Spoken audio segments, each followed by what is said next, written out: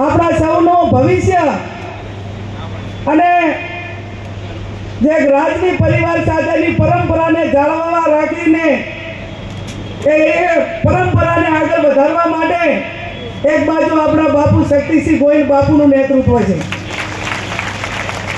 ત્યારે તમારે કોના હાથ મજબૂત કરવાના છે? સમગ્ર ગુજરાતમાં એક સીટ આવશે ને તો દિલ્હીના દરબારની અંદર કોલર ઊંચા કરીને ભાગડી પહેરીને મારા આદરણીય વડીલ શક્તિસિંહ ગોહિલ સાહેબ એ સંસદની અંદર કહેશે કે હું બનાસકાંઠા જિલ્લો જીતી લાવ્યો છું।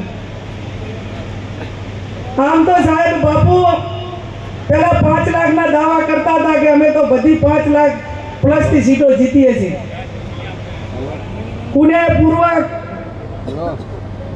રણનીતિના ભાગરૂપે જેમ જેમ કોંગ્રેસ પાર્ટીના ઉમેદવારો મેદાનમાં આવતા ગયા એમ એમ ક્યાંક ઉમેદવારો બદલવાનો વારો આવ્યો અને બનાસકાંઠાની અંદર પણ પહેલા તો એમ કહેતા હતા કે અમે તો 5 લાખ નહીં પણ સૌથી મોટા રેકોર્ડથી જીતવાના છે।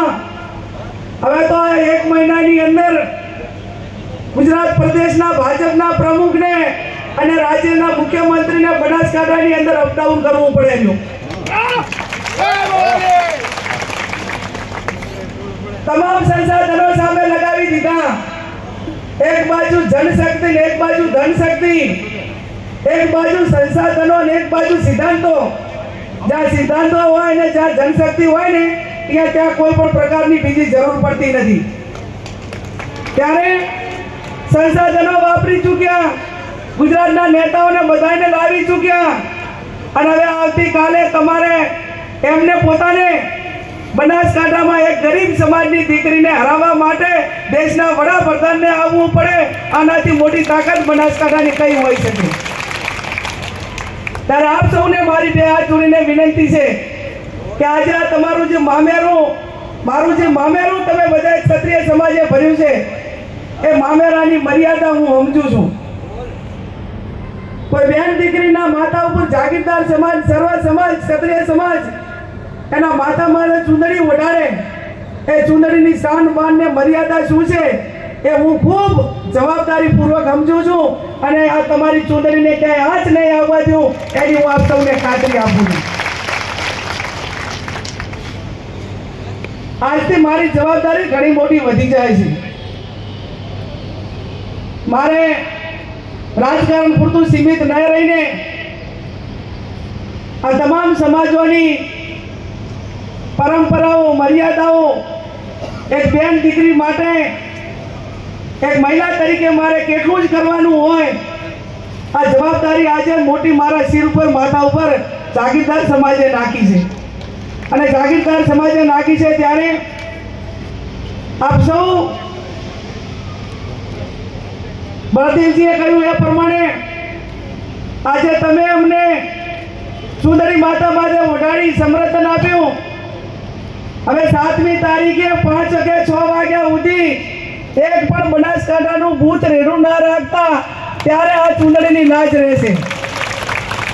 હવે એમની પાસે ખોટું કરાયા સિવાયનું બીજું કોઈ ઓપ્શન વધ્યું નથી અને કોઈ ઓપ્શન નથી વધ્યું। ત્યારે જે બૂથો ઉપર ખોટું કરવા માટે જ્યારે એમની કાયમી પરંપરાઓ રહી છે એ બૂથો ઉપર મારો જાગીરદાર સમાજ એને પ્રોટેક્શન આપે, ગરીબોને, એજન્ટોને પ્રોટેક્શન આપે અને જ્યાં સુધી મતદાન પૂરું ન થાય ત્યાં સુધી ખડે પગે રહી અને પાર્ટીને કોંગ્રેસ તરફ ઉપર કોંગ્રેસ પાર્ટીને મતદાન થાય એ પ્રમાણેની જે વ્યવસ્થાઓ હોય કે જે કંઈ નાના મોટું કરવાનું હોય રાજકારણમાં મારે તમને કંઈ કહેવાનું ના હોય।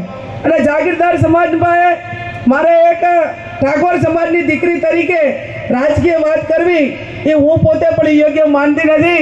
ગળ સુધીમાં બ્લડમાં જેને રાજકારણ વારસામાં મળેલું હોય એને કઈ એંગલથી લડવું, શું કરવું એ તમામ રણભૂમિ સાથે વર્ષોથી પરંપરાગત રીતે લડો છો।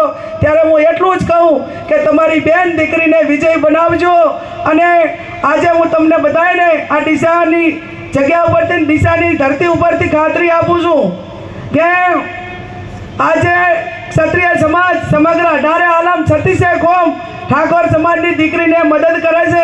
આવતીકાલે ક્ષત્રિય સમાજ હોય 18 આલમ 36 કોમને આજે કોઈ અમને વેત નમે તો આવતીકાલે હાથ નમવાની જવાબદારી અમારી છે અને એમાં અમે ક્યાંય પીછેહટ નહીં કરીએ।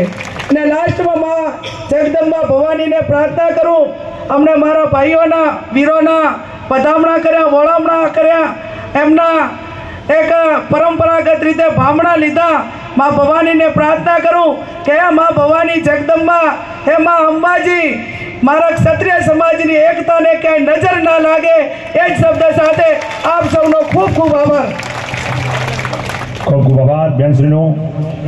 ગુજરાતના કોંગ્રેસ પાર્ટીના વર્તમાન પ્રમુખ શ્રી શક્તિસિંહ ગોયલ સાહેબની સફળતા એમનો મંત્ર છે। શક્તિસિંહ એક એવું વિશ્વાસનું નામ છે જે પરિસ્થિતિ વશ સામે ઝૂકતા નથી, પરંતુ પરિસ્થિતિઓને પોતાનો અનુકૂળ બનાવી લે છે। તેઓ જાણે છે કે પડાવ પર પહોંચવા માટે પ્રયાસ કેવા વાંકા ચૂકાઓ રસ્તા પર ચાલવું પડે છે અને પછી જ સફળતા મળે છે। એમનો અનુભવ એમની સફળતાનો મંત્ર છે।